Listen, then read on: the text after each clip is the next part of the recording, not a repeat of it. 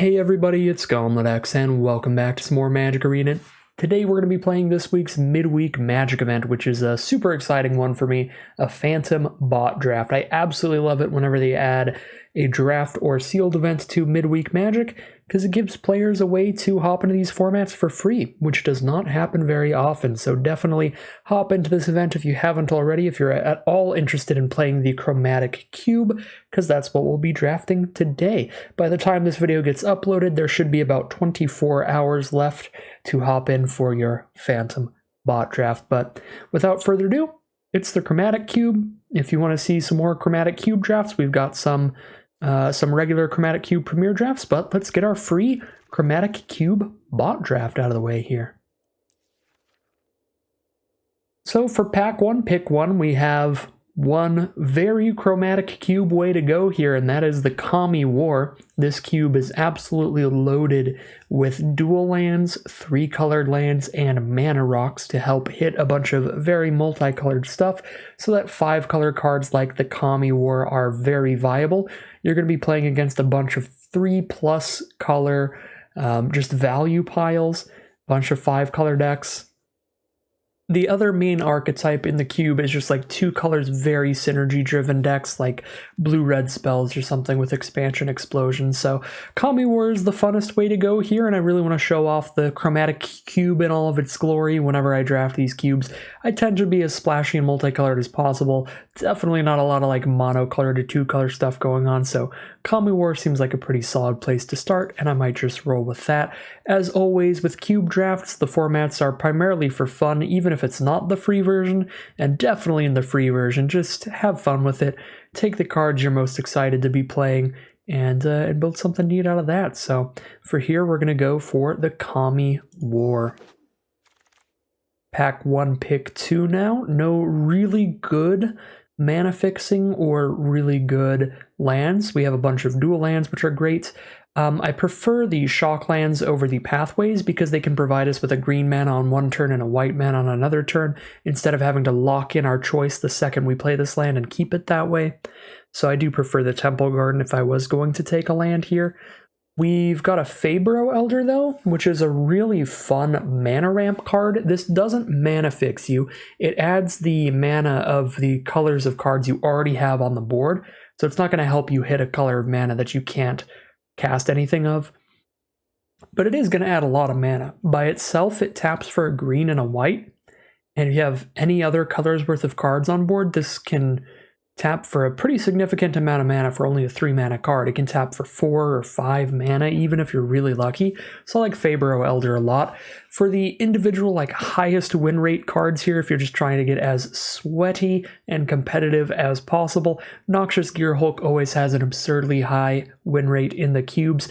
It's a large creature with evasion, so it can work as a way to be a finisher in your deck to try to close out the game, while also working as a really good piece of interaction where it can destroy your opponent's best creature and gain you a bunch of life to keep you in the game. So Gearhulk's a card that always performs super well in these cubes. Restoration of Agonjo is a super efficient card here. It's 3 mana for just a mountain of text, a mountain of abilities that are all pretty advantageous, so really, really good for the mana cost. But I'm going to go with the Fabro Elder here, go for a really big and splashy deck. Fabro Elder, a great way to just go way into the sky in terms of your mana production. Pick 3 now. Nothing that personally excites me a boatload here. Again, cube drafts, in terms of what is going to be exciting to you, is going to be very, very personal to you. I know a lot of people that love drafting their black-red sacrifice decks with Yawgmoth, and there are definitely some token producers in this cube. I might just go with the Triome here. I'm definitely trying to do 5 color, and Triomes are incredibly high picks for the 5 color decks. They're just very, very useful, being able to add one of 3 different colors and being able to cycle them if you draw them when you're flooding out. So Triome's just like the best lands for these 5 color builds, and I'd be decently happy to take it. Some solid planeswalkers here. Dream Eater's pretty similar to Noxious Gearhulk, where it's a big evasive game ender that also works as removal, which is pretty good. But yeah, we're going to go for the mana fixing here. Pack 1, pick 4, here we go. More 5 color good stuff. Niv Mizzet Reborn is a really fun build around. When we resolve Niv Mizzet and it enters the battlefield, we get to reveal the top 10 cards of our library, and for each color pair, we get to choose one card that's exactly those colors from among them. So basically, we dig 10 cards deep, we look for a card that's blue-white, like Elite Card Mage, a card that's green-blue, like Tachiova, a card that's blue-red, like Prismari Command, and we can get one of those cards for each 2-color pair. So a huge bit of card draw there if you build your deck around it. And also just a 5-mana 6/6 flyer. Pretty fun card to go after if you're going 5-color, and we are here, so I'll go for Niv Mizzet. Other really good options, Prismari Command is very efficient removal / interaction. It's very flexible as well. Scholar of the Lost Trove, another one of these creatures that's so good in the format, where it's a massive, evasive, game-ending card that also gives you some form of interactive value. With this, you have to have a good instant or source in your graveyard, but you can use this to recast a big removal spell from your grave, or you can even use this to recast some other bomb from your deck. So Scholar is always incredible. Tachiova's great card draw. Elite Card Mage is great card draw. Really good pack as always, but I'm gonna go with the card that I would like to play, and that's Niv Mizzet Reborn. Well, this is interesting. Tiamat is a harder build around than Niv Mizzet because there aren't actually as many dragons in this cube as there are 2-colored cards, but Tiamat does a very similar thing. Tiamat lets us search our library for 5 dragons.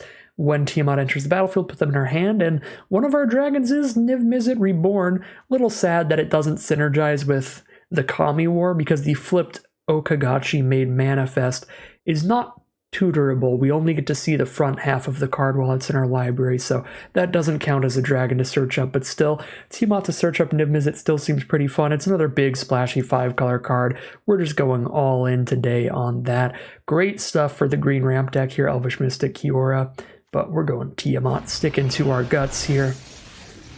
Another Triome is a beautiful option for us. There are other really good cards in this pack, but when I have 3 5-color cards already, I really want to dot my I's and cross my T's when it comes to the mana base, make sure everything is all bundled up and set up for whatever we need to cast. So I am passing up on Ugin. Very rarely are you going to see this pick 6, but we are against bots that probably weren't trained super well on how to draft this cube. Ugin's just a really powerful planeswalker that can fit into any deck because it's colorless. So kind of wild to still see Ugin, and it's arguably the best pick even though the Triumph, even though I've taken 3 5-color cards, but I've already played with some Eugenes in my life. Let's grab a Savai Triumph here. Just make sure this mana is going to work out for us. Alright, so while we are 5 colors, so we can technically hit all of the mana required for Ruinous Ultimatum, it would be really hard to do so because it's so strict in requiring multiple mana of 1 color, having to have 3 white sources and 2 red sources and 2 black sources. So it can feel like this is an auto-include for a 5-color deck, but it's really not. 5-color decks are much more interested in having a large variety of different colors of cards that only require 1 mana of each color, not cards that are like triple white and double black and kind of stuff. This is way better for a dedicated 3-color deck and those strategies, so I'm going to avoid it because it's going to be super hard to cast. Might go with Escape to the Wilds here or the Sun Petal Grove, both very good options. And the colors that we have the most represented right now are green and white because Feyburrow Elders are only non-5-color cards, so Sun Petal Grove is a good dual land for the 2 colors we have the most cards of, so I might take that here. Escape to the Wilds is very good card draw. You get to exile the top 5 cards of your library, and you can play them until the end of your next turn, and you can play an additional land this turn, so I've cast this a bunch in the cube already. Be super happy to do it again, but I do already have 2 really good pieces of card draw, Niv Mizzet Reborn and Tiamat, so I'm just going to take this opportunity to keep taking some good mana fixing. Pack 1, pick 8 now. We have a Cold Steel Heart, which is a really high pick for me because there are not a lot of great plays, especially at 2 mana, but not a lot of great early game plays in general for the 5-color decks. So when you get the Cold Steel Heart, this is a great way to be using your mana in the early games to set up your late game plays, get to them a little faster. So big fan of Cold Steel Heart to where I'll take it over the Inspiring Vantage as mana fixing. I'll even take it over the Rashmi, even though Rashmi does synergize with Niv Mizzet Reborn. Pick 9 now. We have a Concealed Courtyard for a dual land. Touch the Spirit Realm for some cheap interaction. We don't have any removal yet. I guess the Kami War does. Exile 1 cards. That does work as removal. But still pretty low on removal, so Touch the Spirit Realm could be an option. Plus, the fast lands aren't actually the kind of lands that are perfect for the 5-color deck. The 5-color decks are basically setting up in the early turns until they get to a really big, explosive 5 to 7 mana play. So having lands that definitely come into play untapped during the late game is much more important than lands that come into play untapped during the early game. So if this was one of the Innistrad lands that comes into play untapped if you control 3 or more lands, I'd probably take it here. But since it's not, I'm just going to take the solid removal.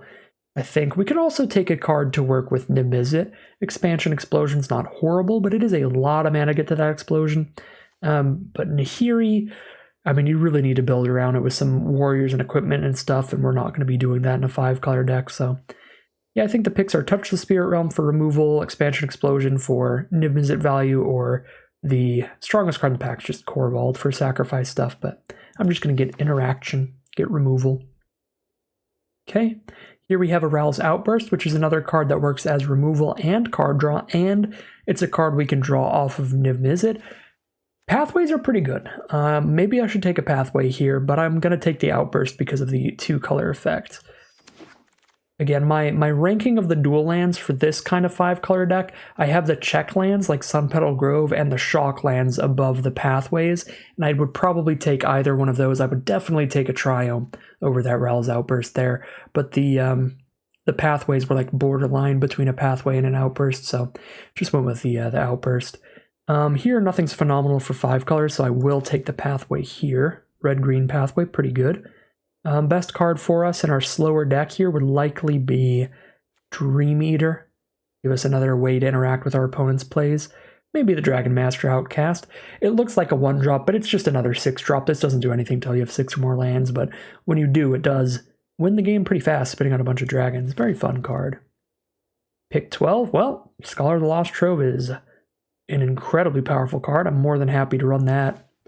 We're not a kind of deck that can play Sling Gang or Ophiomancer. These are great cards for the sacrifice deck. Could have been in a pretty cool Prosh, Ophiomancer, Yawgmoth sacrifice deck in this draft pod, but I'm okay with it. We're just getting to the end of pack 1, and I have 3 5-color cards, so that's another pretty cool place to be. So yeah, pretty okay with that. Elvish Mystic is great mana ramp, but Spirebluff Canal is great fixing. I'll take the Mana Dork here, Elvish Mystic. Being able to cast your really big stuff early seems great, and I'm really happy about this draft pod. If we're going to see these dual lands so late, I will take the Shock Land number 1 above the check land. And then we'll take a Chainer's Edict and see what we open up in pack 2. An additional 5-color build-around card, and it's super powerful. Or we have Golos Tireless Pilgrim, which is incredible. This is probably one of the best cards in the whole cube. I'm probably going to have to take Golos here. Joda is much more likely to wheel. It's much more likely to come back around the 8 players in this draft pod and get passed back to us. Because Joda is very restrictive, you have to be in 5 colors and you have to have multiple legendary cards for this to do anything. Golos is way easier to run. You can put Golos in almost any deck in this format and it's gonna be fine. A 5-mana 3/5 that searches for any land in your deck and puts it into play tapped. And you don't need to do that much work for Golos to be able to use its 7-mana ability there, because you can have even a 2-color deck where you have Golos in there. If you draft like just a few off-color duels or triomes and Golos gets to tutor for one of them, it really takes very little work to get it to that 5-mana ability when you only need one of each color. So Golos is ridiculous and should never wheel, so I'm going to take the Golos here. Joda actually relatively likely to wheel, I would assume, because you need to be 5-color and in Legend, so we'll take Golos here. Super, super powerful effect, grabbing us whatever colors of mana we need with our land there, and then taking over the game with just letting us cast our deck for free slowly over time. Okay, pack 2, pick 2, another Elvish Mystic, basically, a Llanowar Elves here. Seeing as this one went around super late, I expect that can as well. For a 5-color deck, it's hard to go wrong with the World Tree. This is a card that once you hit 6 mana, all of your lands just produce whatever color you need, which is just perfection. It makes the mana base so easy, so I'm probably going to go with the World Tree here. Highly doubt it wheels, because even 3-color decks can use this card pretty well. So I'm going to take the World Tree here. If I knew how the bots drafted and I knew which card was more likely to wheel between the World Tree and Farewell, I might take Farewell, because Farewell is going to be a great card against more aggressive strategies. One of our biggest issues we'll have with this deck is that we have so little going on in the early game that more aggressive decks can just kind of kill us before we can cast too many of our spells, and Farewell is a good way to stop somebody from killing you. You just exile everything they have. So I'm still going to take World Tree though. Make sure the mana base is perfection in this deck. Some more very excellent options as always. We have a dual land. We have a couple mana dorks, Ornithopter Paradise and Incubation Druid. And then we have probably the strongest card in the pack, Omnath, Locus of Creation. This is a 5-mana 4/4 that draws a card when it enters the battlefield. And when you get your first landfall ability each turn, you gain 4 life. Second landfall, you get red, green, white, blue, and third landfall, you deal 4 to your opponent. So Omnath is really good if you have fetch lands like Evolving Wilds and Terramorphic Expanse that come into play, and then you sacrifice them to get another land into play. Fabled Passage, another great one that's in this cube. We don't have any of those yet, and we don't have anything that lets us play additional lands each turn. We only have one card in the whole deck that pulls a land out of our deck and puts it into play, so we actually don't have too many landfall synergies with the Omnath yet, so I think I'm going to go with a little bit of a more boring pick here and take one of the mana dorks again. We'll go for Ornithopter Paradise or Incubation Druid. Both have their upsides. Incubation Druid can really shoot you up in mana after you adapt onto it, then it's adding 3 mana of whatever color you want each turn, but the fact that you can cast Ornithopter Paradise off of any 2 lands is really nice for the 5-color deck. We don't even need a green source out, so I'm going to go with the Ornithopter Paradise just for the ease of access to that mana fixing. Very similar to the Cold Steel Heart. It's a Cold Steel Heart with wings. So pack 2, pick 4, we have Sorin, Vengeful Bloodlord to get another card that will synergize with Niv Mizzet. We're pretty low on those right now, so that would be a decent choice.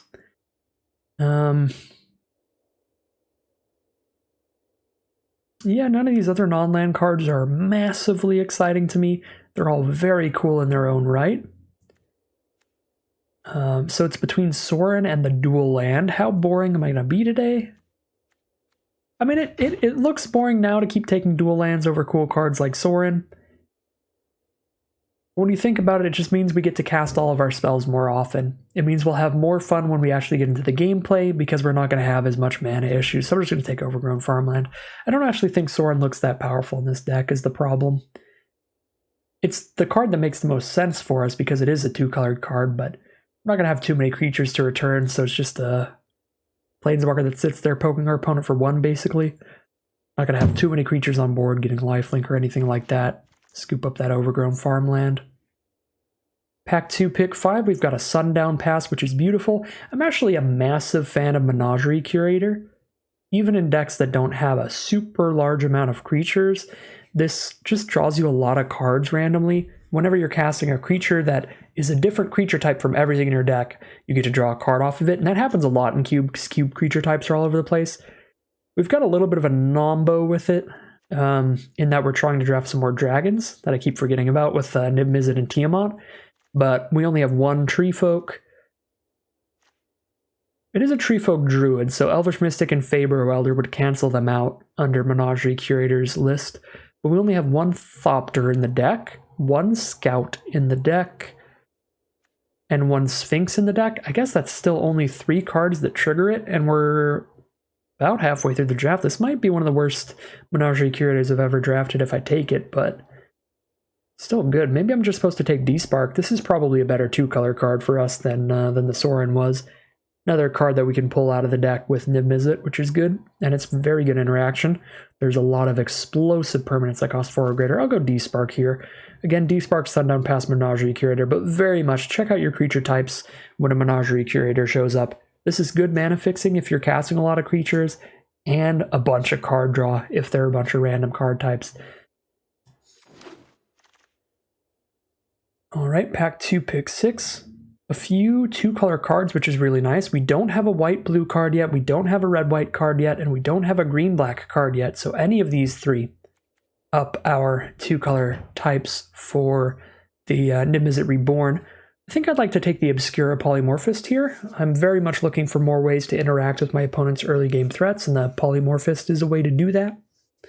You get to exile your opponent's threat. They get to draw another creature into their hand, but you deal with whatever they have on the board from now.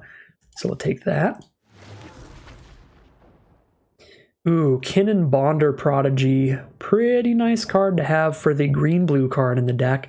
This is going to make it so whenever we tap an Elvish Mystic, a Cold Steel Heart, or an Ornithopter of Paradise, or a Fabro Elder for mana, we get an additional 1 mana of any type that permanent produced. So Kinnan can really ramp you up super quickly, and Kinnan basically has Golos' 7 mana ability attached as well, where you look at the top 5 cards of your library and you just straight up put any non-human creature from among them straight onto the battlefield. So just slam a Niv-Mizzet down, slam a Tiamat down, you're good. So Kinnan looks beautiful for this deck, and I'm going to take Kinnan. All right. We do not have a green-black card in the deck yet, so Witherbloom Command would fill that slot and give us an early game way to interact with our opponent's cards. The problem is this isn't very good at killing cheap creatures. Right, because there's not too many creatures that only have 1 toughness, and this only kills 1 toughness creatures. But this can gain us a little bit of life and destroy a non-creature card they have. This can put us up a land, because we can mill and then return a land from our grave to hand. So if we just need lands, we can do that. I mean, it's okay. It's pretty similar in power level to Discovery Dispersal, and we don't have a blue-black card yet, so that's an option as well. If I don't care at all about just scooping up more Niv-Mizzet value here, we do have another Pathway or a Fauna Shaman, one of my favorite cards, and I've only ever played it in Cube. This actually got reprinted in Brothers War, and I'm so excited. I'm so excited to play this thing in just a regular draft. It just makes your deck so flexible, being able to just, when you top deck a 2-mana creature in the late game, discard that creature and instead search up one of your 7-drop creatures. Oh, that feeling is unbeatable. It's so nice. I love Fauna Shaman. But I think I'm just going to go with a dual-colored card with Niv-Mizzet here. I want to try to hit all 10 color pairs if possible, but I really don't know which is better between Discovery, Dispersal, Witherbloom Command. Discovery is probably a little better at helping us set up early game. Surveil 2, draw a card, and then a slightly powerful card late game if we have all that mana for it. All right, Glacial Fortress here, or Irrigated Farmland seem great. We do have a green-blue card already, so Growth Spiral would be a bonus green-blue card. Would make it so we hit a green-blue card a little more often for Niv-Mizzet, but sometimes if you hit 2 cards of the same 2-color pair, you can only get 1 of them, which is a little sad. I think I'm cool to go with mana fixing here. I'll go Glacial Fortress, I think. Yep, with some Triomes in here. Getting this untapped isn't the hardest thing in the world. I think I prefer it over the just must be tapped all the time lands. All right, another Llanowar Elves, a Llanowar Visionary, or a Blightstep Pathway. Both of these cards are great with Kinnan, so I'm pretty interested in scooping up another one of these. We already have 1 Elvish Mystic, so for redundancy, Llanowar Elf seems good to me. We can really kind of focus on having 1 mana and 2 mana rocks. We just need to make sure we have more green sources than any other color, so we hit the green source turn 1 more often than not. So we'll take Llanowar Elves. Well, Wield the Omnath, that doesn't seem horrible to me. I could also take Relic of Legends. Again, only one way to play an additional land, which is Golos, so we're not triggering it all that often, but it still draws us a card immediately and gains life every turn we play a land. But yeah, Relic of Legends actually works really well with Kinnan here. Right, because we tap Relic of Legends. Oh yeah, we tap a Relic of Legends for a mana of any color, and then we use Relic of Legends to tap Kinnan to get a mana of any color. So we get 3 mana total out of that deal, because we get 2 from Relic and 1 from tapping an untapped Legendary. Go Relic of Legends. That could be really spicy with Kinnan in the deck. Spring Blue Druid is pretty good here. Sack a land and then search up any 2 basics. So it can help hit 2 colors that we need. Definitely better than, well, Champion of Ronus is kind of cool with Tiamat and Niv-Mizzet. But you do have to get an attack in with this card, and it doesn't have haste or anything, so you're putting a 4-mana 3/3 on the board, passing, hoping they don't deal with the champion. I guess if they deal with the champion, though, then they have 1 less card to deal with the Niv-Mizzet or Tiamat. Champion's pretty cool. That sounds pretty fun. Charming Prince is fine. Cavalier Flame is really hard for a 5-color deck because you need 3 mana of 1 color. And 5-color decks are really focused on getting 1 mana of every different color. I think I'm just going to play it safe. Well, it's debatable, but I'm going to play it really safe here and just grab the dork that can tutor out some basics. This also works with... Oh, we didn't take Omnath, never mind. I took Relic of Legends over Omnath. I was going to say, this is another card that works with the Omnath we took. We didn't take the Omnath, it's all good. Unburial Rites is fine. Menagerie Curator is fine. Again, my creature types aren't great for this, but this still helps cast Niv-Mizzet and Tiamat. And even if it just draws 1 card throughout the game, that's pretty good value. I'll take the Curator over Unburial Rites. Agent of Raffine's fun. You get to play cards from your opponent's deck, but it's a 1-mana blue card. It's a little difficult. Shatterfang, but we're not really doing any token stuff. I guess it's Agent of Raffine, but that's probably... I'll just cut it right now. If we need more cards in the deck, we can end up putting it in Alrund's Epiphany. I'll play that. Time Warp effects are pretty egregious in Cube, because there's just so many powerful things to have on board. Taking an extra turn, getting another turn to swing with your giant 6/6s and 7/7s often just ends the game. Alrund's Epiphany is phenomenal.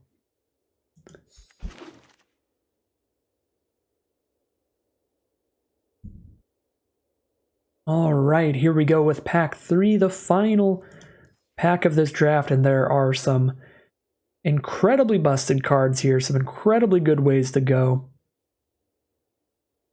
And it's going to be hard to choose. We have Sublime Epiphany, one of the strongest cube cards. It's been absolutely busted in every cube that it goes in. You're countering something powerful from your opponent. You're also bouncing their best threat, making a copy of your best threat, and drawing a card.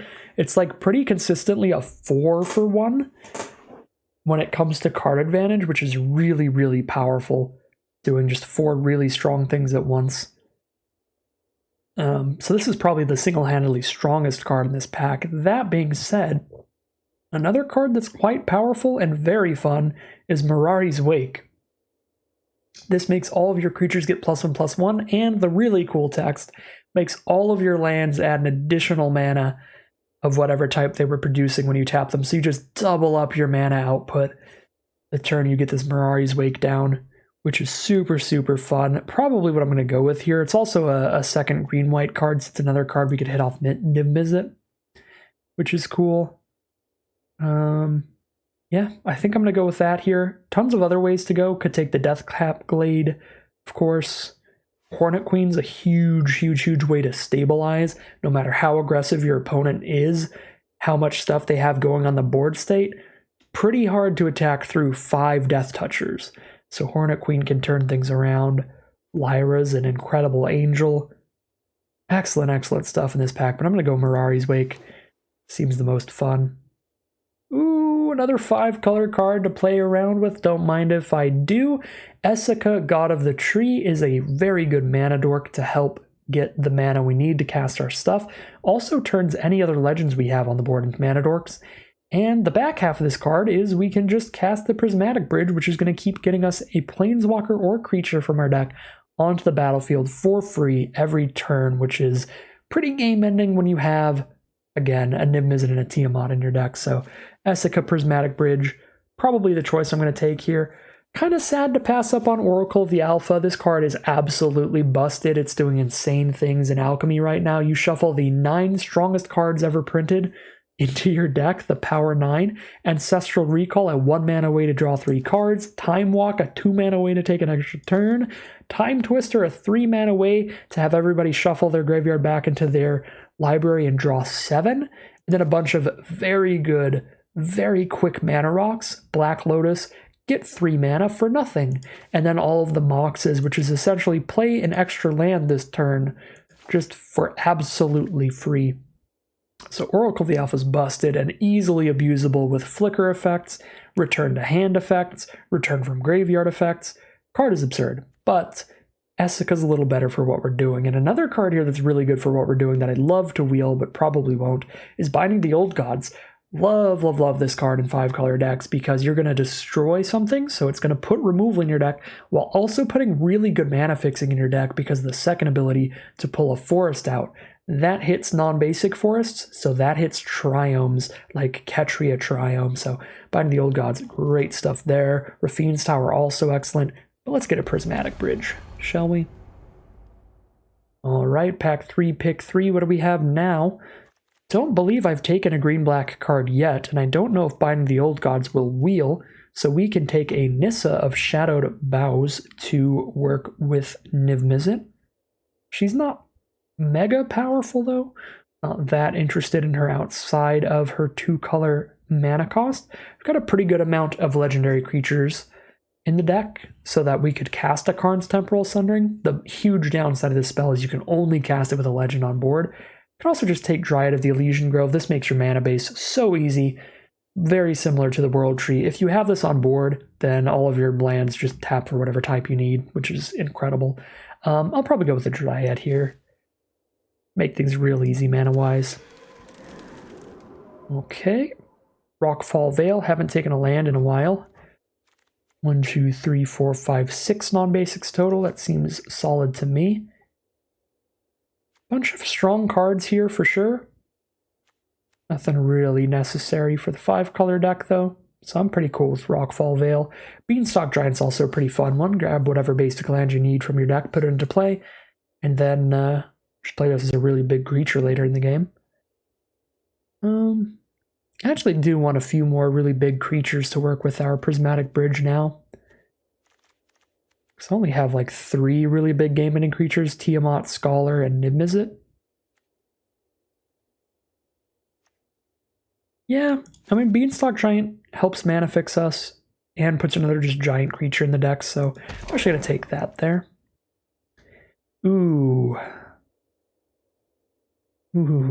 Hard choice here. I'm probably passing up on a dual land again. I'm not giving you all great advice here. You probably should not pass up on as many dual lands as I have if you're playing 5-color, but I can't resist Leyline Binding when I'm 5-color. 1 mana to exile any non-land permanent is just an absurd deal.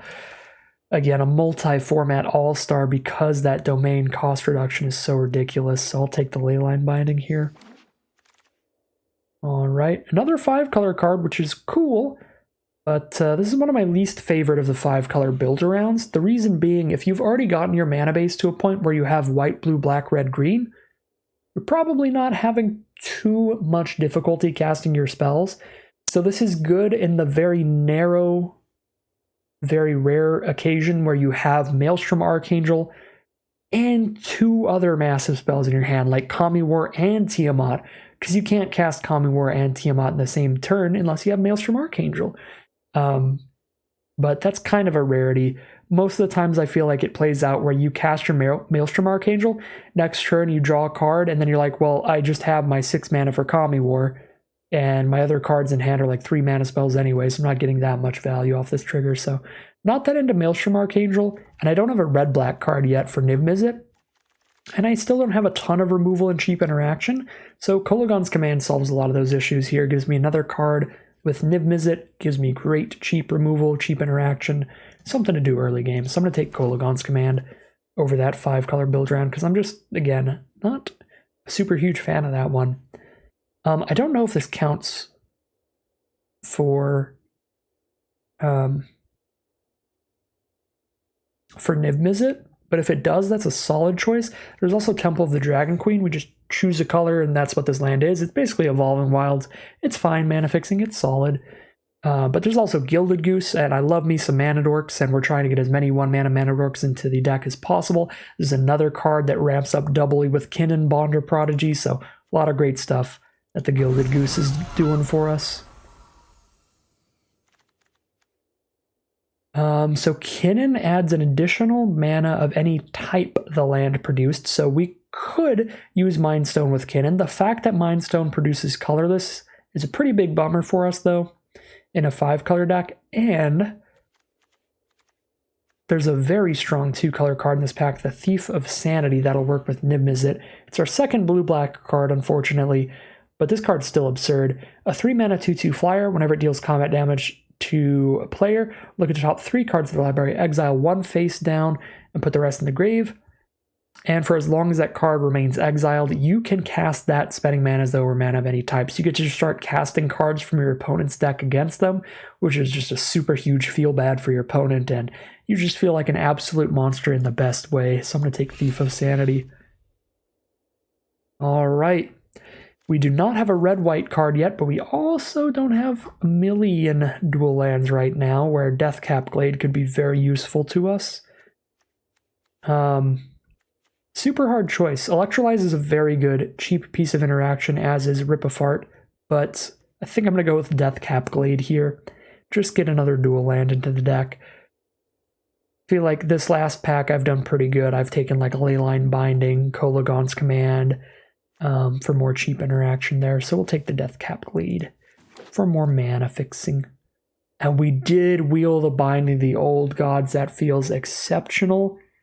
Sadly, there are still other cards in this pack that we would want, but I don't think anything quite as good as Binding the Old Gods for us, because this is also our only green-black card, so this really helps Niv-Mizzet draw more cards, so that's beautiful.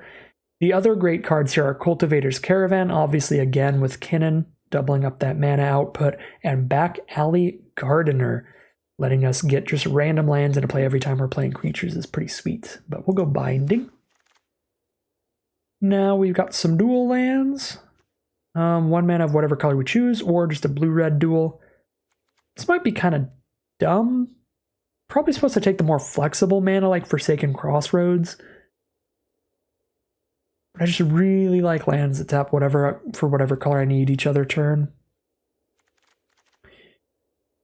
Yeah, you know what? Sure, I'll take Forsaken Crossroads here.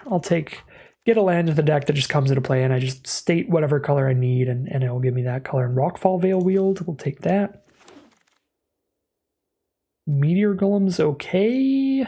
Soul Servitude's okay. Future Spell Thief's okay. I don't think any of these are good enough that they make the cut. So we're just going to slam a Meteor Golem this side. Hullbreaker Horror is a completely absurd magic card. Completely absurd. But for flavor, for value reasons, I'll just take Maelstrom Archangel, and we'll actually play that card just because it's a 5-color card. Might as well play it. Again, not the biggest fan of it, but it's a pretty easy include into here. And I don't really want to just demolish people with a Hullbreaker Horror. I did that just a couple days ago in the mixed up Premier drafts. I got my Hullbreaker Horror nonsense out of my system. So what do we have going on here? We have a 48-card deck, so we need to cut 8 of this nonsense. 18 creatures and 13 non-creatures, that is plenty of creatures. We have 5 druids in the deck and 3 elves. That's the biggest problem when it comes to making Menagerie Curator as good as possible. So are there any pretty bad druids we could cut? We could maybe actually cut Springbloom Druid at this point. We have a lot of duels, a lot of good mana dorks. That's a potential cut that lowers the amount of druids, lowers the number of creatures that don't work with Menagerie Curator.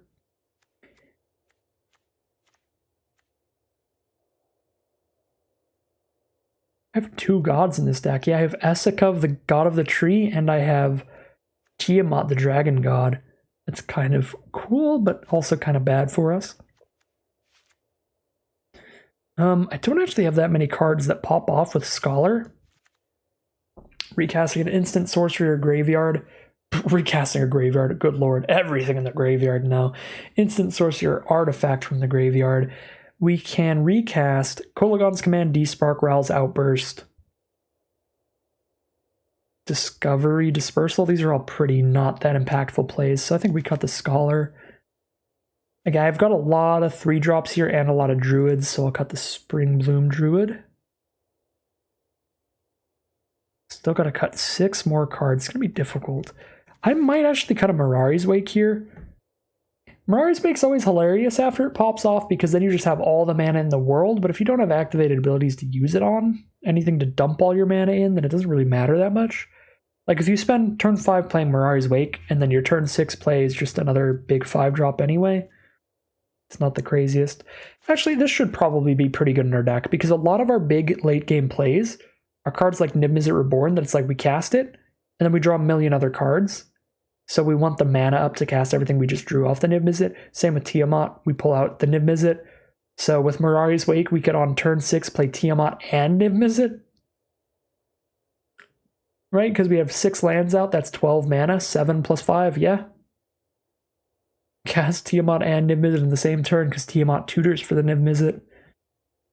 Sure thing, yeah, we'll keep Mirari's Wake in. It's also good with Golos' ability and Kinnon's ability. So we actually do have ways to use that mana. It's a little concerned we didn't, but it actually looks like we do.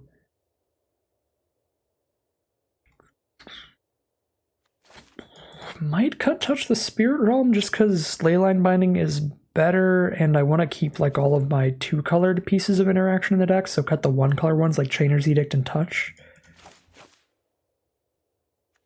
This is 2-color 2-drop. A lot of mana dorks here. Maybe I... Feels a little weird, but maybe I cut these, because turn 1 is spent on tap lands on relatively frequent occasion. They're so good with Kinnon, though. But these are the ones that don't tap for mana of any color. They just tap for green. So if we're going to cut any of the mana dorks, those would be the ones to cut.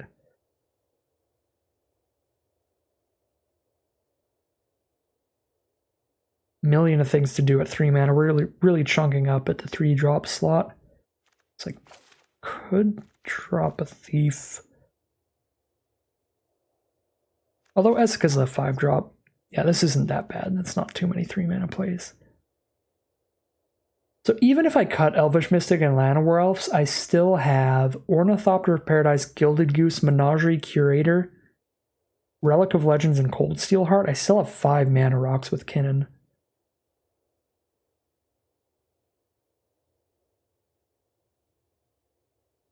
Can't possibly be right, though, can it? Got this Discovery Dispersal. I still have Thief of Sanity for a blue-black card. Do we have 2 green-white cards here, Mirari's Wake and Fabro Elder?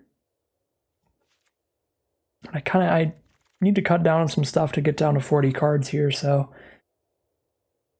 I did say Maelstrom Archangel's kind of just in here for flavor. It's not actually the craziest thing ever. I might drop that down out of the deck. Interest of keeping the cheap mana dorks and just really just ramping in absurd ways every game. Sure, I'll drop Archangel, Epiphany. It's just kind of the soul read there. Just looking at Epiphany and being like, nah, I just want to play big dorks. I definitely don't want to cut a land here. We do need to cut one more card. I really talked myself into the Mirari's Wake. When I considered that I have 2 Golos-style abilities to cast things for free, the Golos and the Kinnon, plus both Niv-Mizzet and Tiamat enter the battlefield and draw another card to cast, unless I draw Tiamat after the Niv-Mizzet.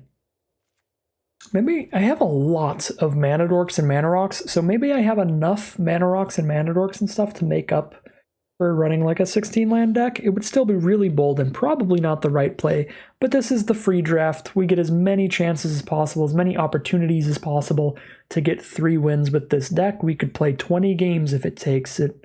So I'm just going to run it like this. I'm even going to go for a 41 card special. We'll play 17 lands and just not cut our 41st card. How about that? This is going to be the deck that I'm going to play. I'm not going to do a deck overview today. People can just skip to the deck building because I did a lot of talking over the full deck building. This is the deck that we're going to run. So yeah, I'm just going to make these lands super pretty. I do need to make sure the mana base is good. Very important in your 5-color decks. The one color we have more than anything is green by far. Everything else pretty equally just kind of all over the place. White above anything else, though, because of Fabro Elder binding the gods and stuff. So let's make sure we have plenty of green sources, ideally 8 or 9, and then 8 or 9 white. And if those are good, I'm just going to call it a deck. That should be good enough here. So we do have 1, 2, 3, 4, 5, 6, 7, 8. We do have 8 green sources. And then for white sources, we have 1, 2,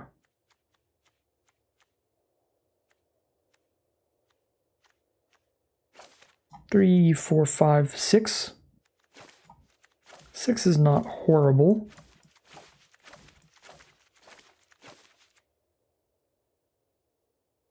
I mean, we only have 1, 2, 3, 5 white cards, and then just 3 that are every color.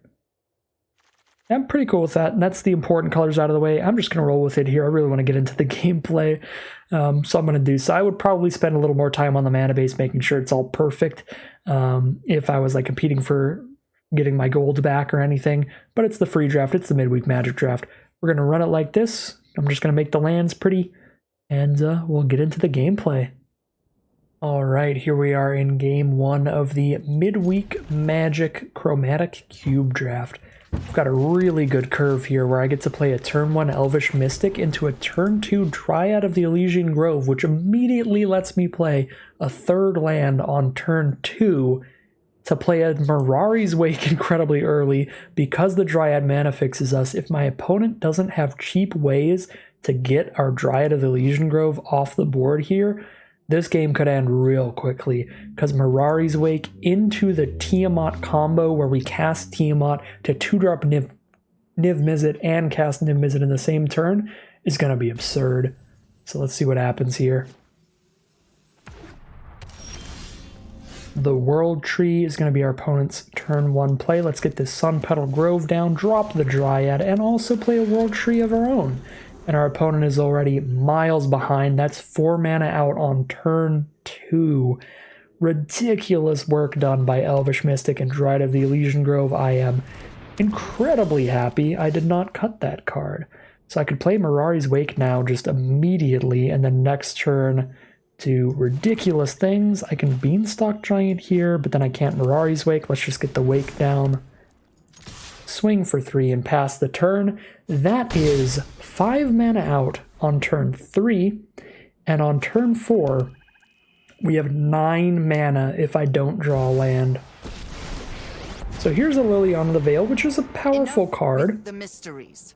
I've come. I don't think it's quite as good as where we're at, though. I'm gonna have to lose Elvish Mystic, just have 5. Never mind. Overgrown Farmland means we have 10 mana. That's enough to cast a Tiamat and use Beanstalk Giant's ability. But I can't cast Tiamat and Niv Mizzet, so let's go white, blue, black, red. I need to full control and make sure Tiamat doesn't spend all the green mana. Yes. Okay, so it's holding green mana up so I can still use Beanstalk Giant. There we go. So we cast Tiamat, grab Niv Mizzet. Yeah, opponent is over it. Ridiculous curve there.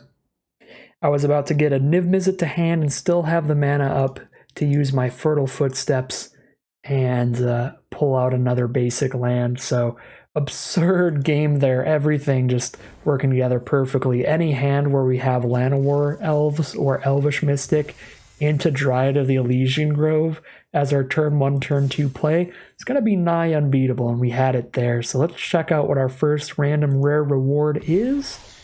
Consuming Tide from Innistrad Crimson Vow. Not a particularly heavily played rare, but a cool one nonetheless. So let's head into game 2. Apologize in game 1 there if any of you heard a Discord boop and got scared. That was my computer, so my bad there. If you're like, where's this notification coming from? Got everything silenced now, I believe. Very nice opening hand. We'll roll with it here. Got a lot of our colors. Savai Triome hits red, white, and black. Now we have a turn 2 Ornithopter Paradise, which is beautiful.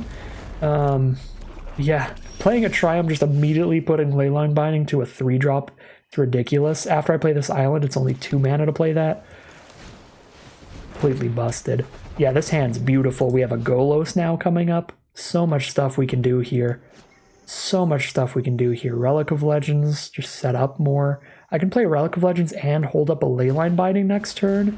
I'm not going to cast Essica. I'm definitely waiting for the Prismatic Bridge when my mana's this good. And now we have a Tiamat for later.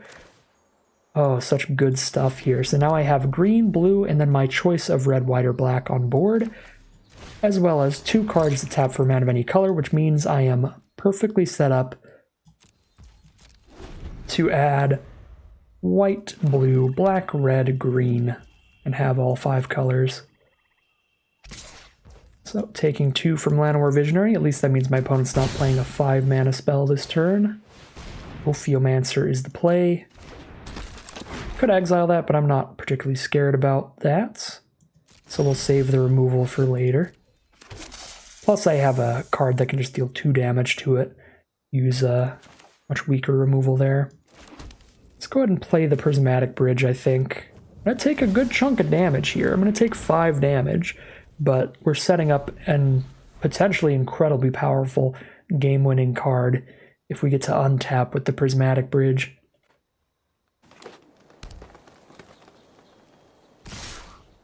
Could have played this game really safe if I wanted to and just commanded away the Ophiomancer there, held up the Leyline Binding. Well, let's just do some big splashy explosive things and turn things around after our opponent aggroes us early.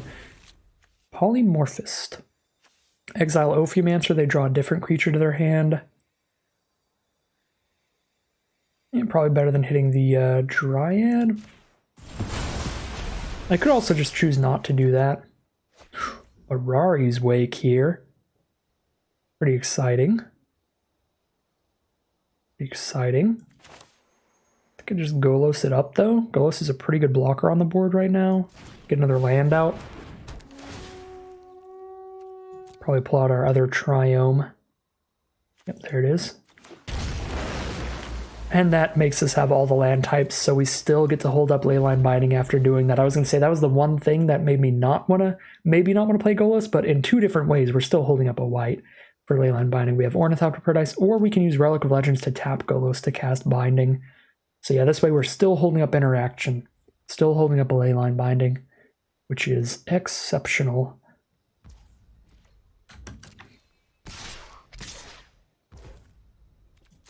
Alright, so now that they're not going to get a replacement snake, we'll just block with the 2/2. Trade with the Death Toucher.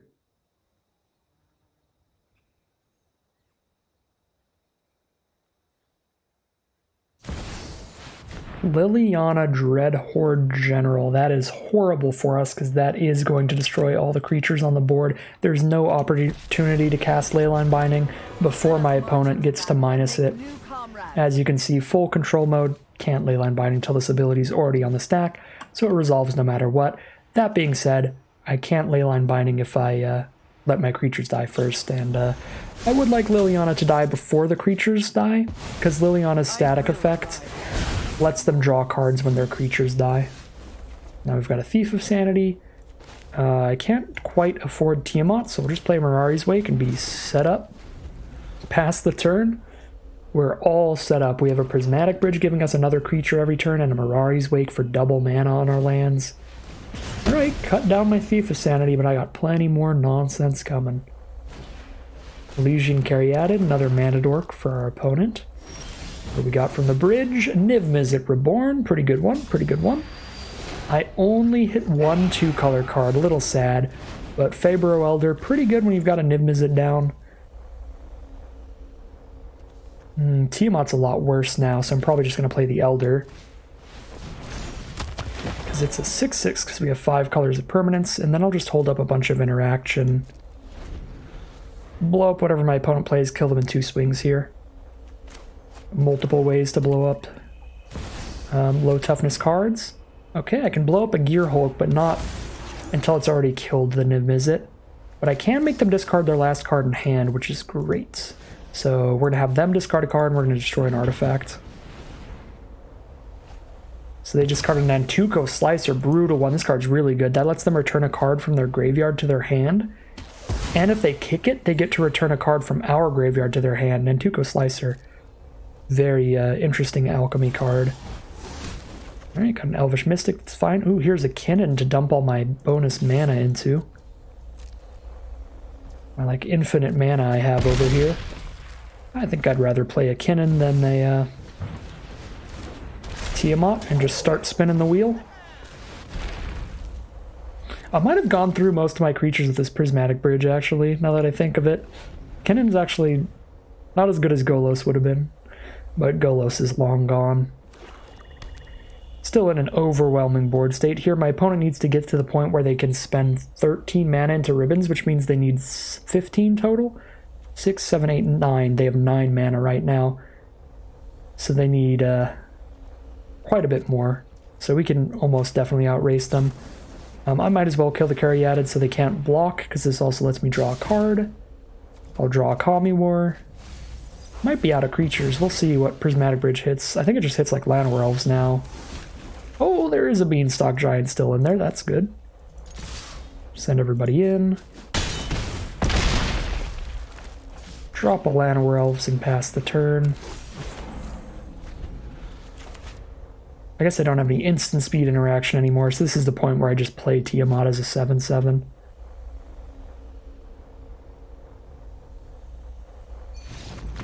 Alright. A little bit loose plays there, but when the entire deck is just popping off on all cylinders every game, not going to matter too much. We are going to be 2-0 now. Check out our second rare reward before we head into the third and potentially final game. Guardian of New Benalia, much better rare. Very nice aggro card. This was super hard to beat in Dominar United Limited. Don't think it sees much play in Constructed right now, but I wouldn't be surprised if it did at some point. Very good little card at protecting itself and getting damage in while scrying. Solid rare there. So here we are, competing for that mystery cosmetic, competing for the final reward in today's Midweek Magic events. See if we can't get a 3-0 as well.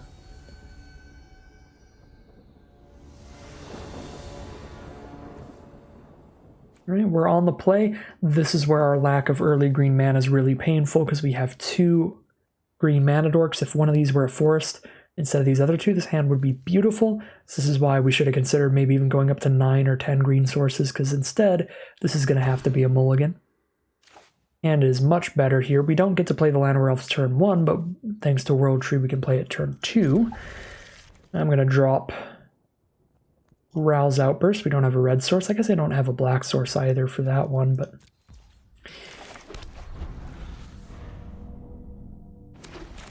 definitely one of those 2 cards gets dropped off there. Play Llanowar Elves. Really hoping to draw a black source now. We have a Thief of Sanity coming up.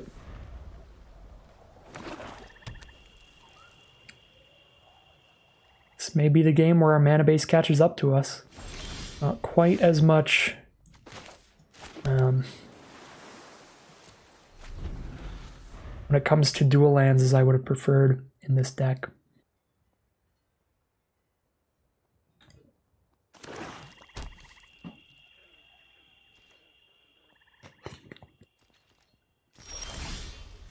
Uh-oh.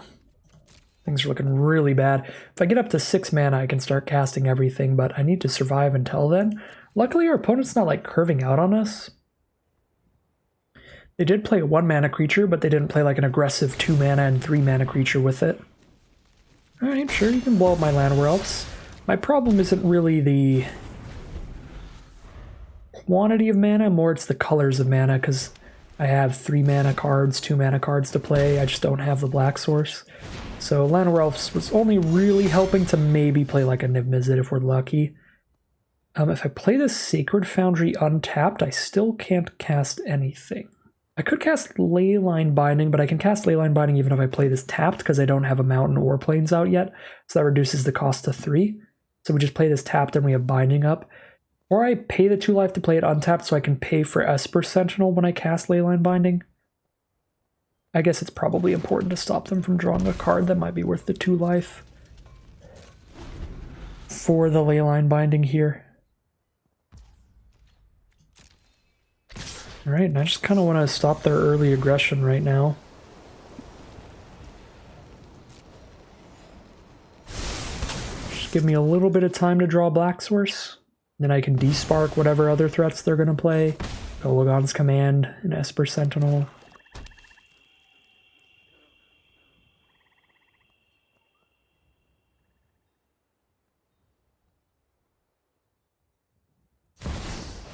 Doom Whisperer. Alright, I need that Black Source now. I kind of needed it yesterday, but if I was going to win this game, I needed it right there to exile the Doom Whisperer.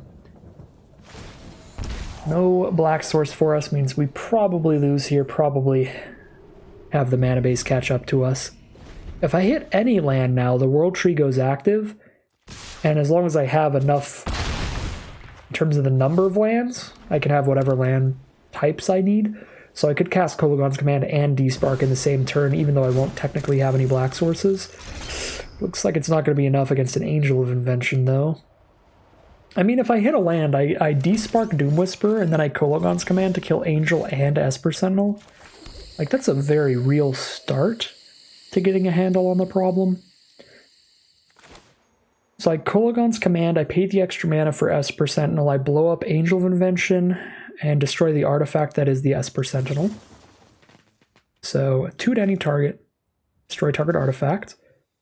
Target the artifact Esper Sentinel, 2 damage to the Angel of Invention. I will pay the 1. Oh, it's 2. Okay, so I can't pay it regardless. Alright, they just get to draw a card then. But we definitely cast... Make sure the Esper Sentinel dies before I cast Despark so that they don't draw 2 cards. Oh wait, they don't. This only triggers once per turn. I always forget about that with Esper Sentinel. It's not Rhystic Study, it only triggers once per turn. Alright, so on board I'm only taking 2 damage, so Niv Mizzet might get me out of this. But our opponent has drawn an extra card there, and they are setting up their draw step with the Surveil ability. Digging for whatever cards they need. Chainer's Edict going to the grave is really bad for us. Now if I cast a Niv Mizzet and it's all alone, Chainer's Edict can force us to discard it. To sacrifice it, sorry. So... the fact that we're still paddling along, just barely, is somewhat impressive of its own after the start we had mana-wise. So I'll take that if nothing else. Just surviving till at least now was still kind of cool, still kind of impressive. Yeah.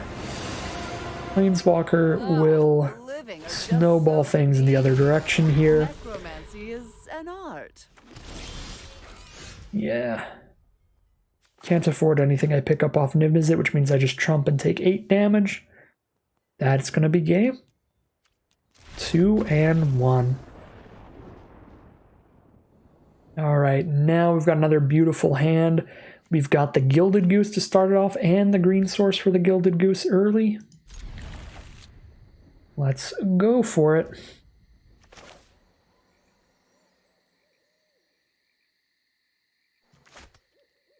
Maybe I should play the Rockfall Veil tapped, and then I can play Forsaken Crossroads as a white source for Faber of Elder, so that I can cast that without tapping the Goose for it. Because no matter what, I have to play a tap land turn 1. Dang it. Okay, the concern that I had here was exactly this. Rockfall Veil I can play as an untapped land later in the game, so ideally I can keep that in hand and play all my tap lands first. But if I hit another tap land now, Forsaken Crossroads is going to come in tapped. Maybe at a time where we really can't play a tapped land, because now, as you can see, turn 3, I'm going to want to play an untapped land to play Elder and still have my food.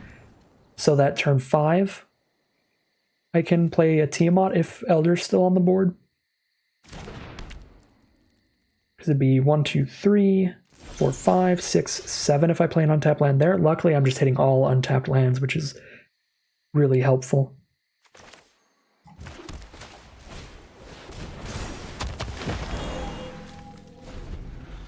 Yeah, with the Gilded Goose, you only get the 1 mana one time. You have to sack the food to do it, and then you have to make more food to get the mana out of it again. So ideally, you hold that mana for a really big jump, like casting a Tiamat. Oracle Moldiah from our opponent, pretty good. So currently we have 1, 2, 3, 4, 5, 6 mana with Goose. I could have 7 if I play an untapped land. I can go red, black, green, white, blue. Yeah, I can have 5 colors. I can play Tiamat here, so we'll do it. And then Fabro Elder taps for 1,000,000 mana next turn if it's still around. Could attack with Fabro. They probably don't want to trade for Oracle, but then I get demolished if they do take that trade, because then I'm not playing a Tiamat. Yeah, now that we have a Tiamat on board, Fabro Elder's a 5/5. Taps for 1 mana of every color. I can just tap a Fabro Elder to cast a Niv Mizzet and have a bunch of mana up for whatever I draw off of it. Feels pretty good. And this is why you save that food token for this turn and get a huge card on board. Incredibly high impact. Ooh, opponent has touched the Spirit Realm on top of their library. So that is guaranteed removal at the ready next turn. We'll see if they have any of their hand right now. I'm just going to cast a Regal Caracol. It's fine, they get some kitties. That is adorable. Absolutely adorable, but it looks like we might just be getting to hit for 7 in the sky here. I believe that I just want to play a Niv Mizzet. And we'll just do it the easy way here. So I can afford whatever I draw. Binding the Old Gods and Kolaghan's Command. Those are some good ones. Kolaghan's Command can blow up Oracle and their Mana Rock. Don't quite have the mana to cast both of these. So I guess I'll just not Binding right now. I would Binding the Cat if I could. But let's just Kolaghan's Command.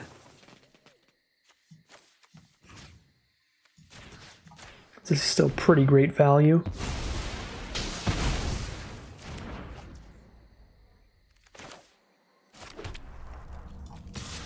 I suppose if I played the Pathway on green here, I could have made a food. That might have been better than just playing World Tree tapped right now. Probably would have been. But getting your tap lands out of the way when you don't really need the mana is nice as well. Alright, so they're going to go ahead and exile Niv Mizzet, gain some life off of the kitties. Drop a Captain Sisay. That is going to get blown up. Now they can keep the Caracol. And I'll just keep holding Fabro on blocks and Golos on blocks.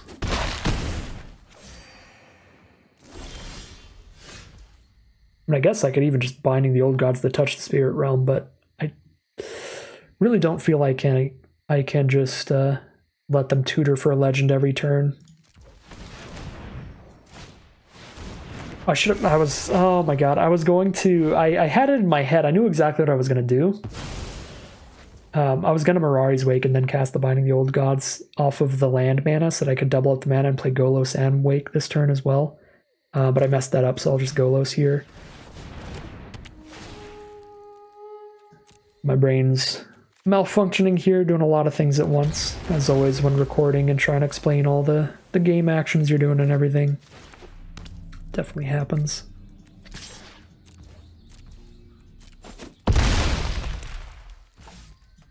We're still in a really good position. It probably won't matter. But yeah, I had worked it out. I was going to tap Fabro Elder to cast Mirari's Wake and then just have 1,000,000 mana and play everything. Play the Golos and the Binding there. So yeah, we had a lot of possible lines there. But the start of that turn should always have been tap Fabro for Mirari's Wake, so I have double mana on everything else.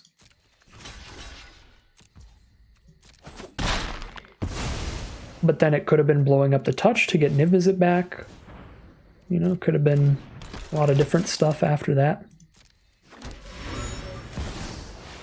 Kenrith, the Returned King. That might matter a lot here. A lot of very big abilities. 3 mana to have somebody gain 5 life? That is so cheap. We just have to find removal for that. Or, yeah, that very much stabilizes my opponent. Kind of want to Fabro and double Golos here. So Mirari's Wake to double Golos and hope for the best.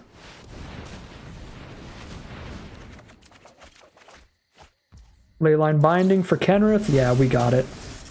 We've got it. We're all good. Oh my god, free Kami War. Exile the big cat to make the little one smaller. Free Cold Steel Heart on green, I guess. Land for turn. Swinging in the sky. And that is maximum overkill. Absolutely insane stuff from Golos there, finishing off our final victory. We're going to end today 3-1. Punished one game by the 5-color mana base. We just drew all of our black cards without a black source. Definitely a big risk you take in playing the 5-color decks, less so in Chromatic Cube because there's so many duels and triumphs, but you are still going to lose games on occasion to that, as we did there. So pretty happy with that. That was a pretty great example of just a really strong 5-color deck and what it's going to be like, what the games you lose are going to be like, and what the games you win are going to be like. Yeah, very great introduction to the format if you haven't played it before. Let's see what our mystery cosmetic is. Unfortunately, is a parallax card style. That is what they call the 3D card styles here, where they mirror the things on the side. Not a huge fan of these card styles. I tend to turn them off every time I can, because as you can see on the right-hand corner of the card, where you see the kind of robe or actually whatever the Vivisector is working on, you see that it like curves up to the top of that green orb, and then you can tell it's mirrored because now there's just another thing on the other side curving up on the right there. So that always weirds me out. I just hate that they're mirrored on the sides. It's like very like AI generated art feeling when it comes to the corners, the walls there. Doesn't look natural to me. But hey, it was still free. We still got 2 random rares, which I'm definitely happy about, and it was a fun format. Chromatic Cube is no joke. It's a bunch of really big, really splashy stuff, so this is the kind of draft format that you're interested in. You can check out some other videos on this channel. We've done a couple other Chromatic Cube drafts already. We've definitely done a lot the other times they brought it back, so if you want to see what the old Chromatic Cubes looked like, there's videos for that as well. And if you want to play the Chromatic Cube draft, the Midweek Magic event ends in about 24 hours from the time of this video's upload, so definitely hop on right now for your free draft, or they will be going all the way until the release of Brothers War next Tuesday. So you can do the paid version of this event, which is you're still not going to keep any of the cards because it's a cube draft, but in the paid version of this event, you are competing for gold and random rare rewards. So you spend your 4,000 gold, and if you get 5 wins or more, that's where you're netting profit. You're getting 2 rares and an uncommon and all of your money back. So at 4 wins or better, where you want to be if you're doing the paid Chromatic Cube drafts. But that's it. That's all you need to know. That was the draft for today. Hope you all enjoyed it. Again, as I said, plenty of other cube draft videos on this channel if you want to look through the backlog for any of that if you're interested in that. But what's coming up in the future is incredibly exciting. Tomorrow we have the early access event for the Brothers War, the next mainline Magic the Gathering set that is, it's going to be standard legal. It's going to be the next big draft set, so I'm super excited for that. I will be recording a ton of drafts and sealed videos in the early access event to dole out to you all in the coming week. And then we have the launch of Brothers War on Arena next Tuesday. If you want to get your hands on Brothers War early, they are going to be doing paper pre-release before Magic Arena pre-release. That will be this weekend, Friday, Saturday, and Sunday at your local game store. You can definitely go check that out if you want to play Brothers War right now, but that is why the early access event is so early this time around. They're doing the early access streaming event one day before the paper pre-release, which is a few days before the Magic Arena release. So that's what's going on there. But yeah, great stuff on the horizon. I'm super pumped for it. I hope you are as well. But that's going to end today's video. As always, thank you very much for watching, and I'll see you again soon for some more Magic Arena.